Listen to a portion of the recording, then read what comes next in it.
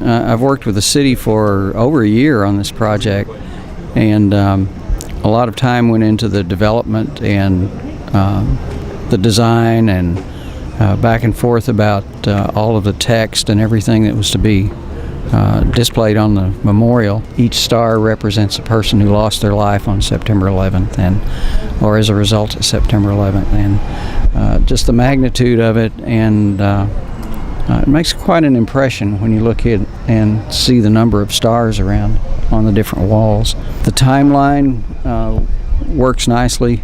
The shadow of the steel crossing that timeline and pointing out when those events took place on September 11th. I'm very pleased with the way this has turned out, and we've gotten so much cooperation and so much help to actually make it happen.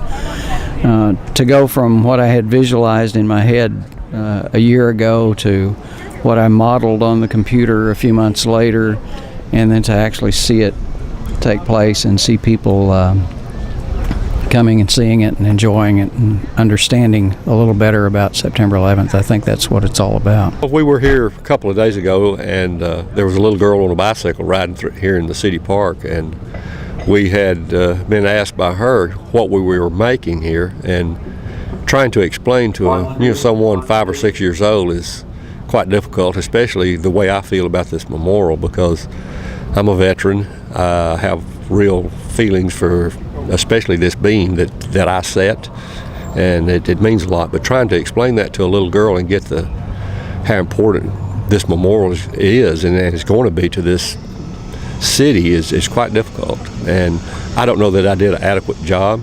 I think that without things like this across the country, not only in New York where it actually happened, but state to state, city to city, we soon forget. We can't forget what happened. We should never forget what happened. This is a huge event for our city. To have a piece of the steel from the towers is just too awesome for words. When the steel was brought in, there was a lot of emotion, and I'm sure there's going to be more today. We are very privileged to have this, and as you can see by the memorial, we are proud to display it. We want to honor all the people who gave their lives that day. It's still emotional. I have friends who died in the war and friends and family all over the city. And I'm just here to support our firefighters and our administration of the city because we are all together. We are a one-of-a-kind situation, and this means a lot to us because we spend our money well here in Kennedale, and when we do something like this, you'll see the whole community turn out. People we don't know each other maybe, but we are a family. It's always been that way here.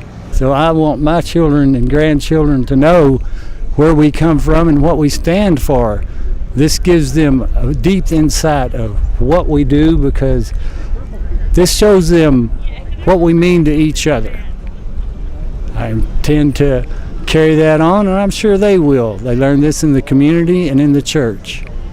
And in Kennedale, you can see that represented up and down each street.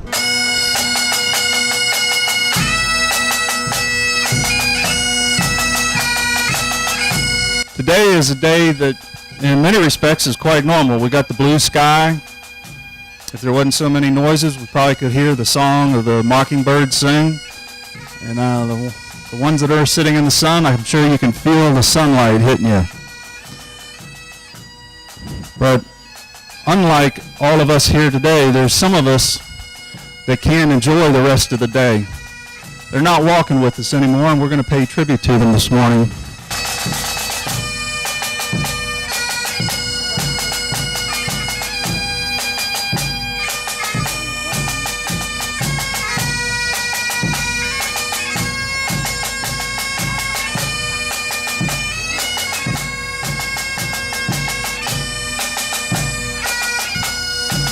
A preservation of history, and just to be able to evoke that experience. While they may not have experienced it, they have a sense of what the impact that it was, the impact that it had, for our generation. We had a lot of Americans who lost their lives, but we also had a lot of Americans who got together to to get into the aftermath, and so it was a wonderful ceremony. It's a beautiful monument, and I hope we'll never forget what happened there, and we'll also never forget the character of American people that enabled us to come back from this tragedy. Chief Picciotto, the battalion chief in New York in the North Tower, has to make a very ghastly decision. The South Tower has fallen.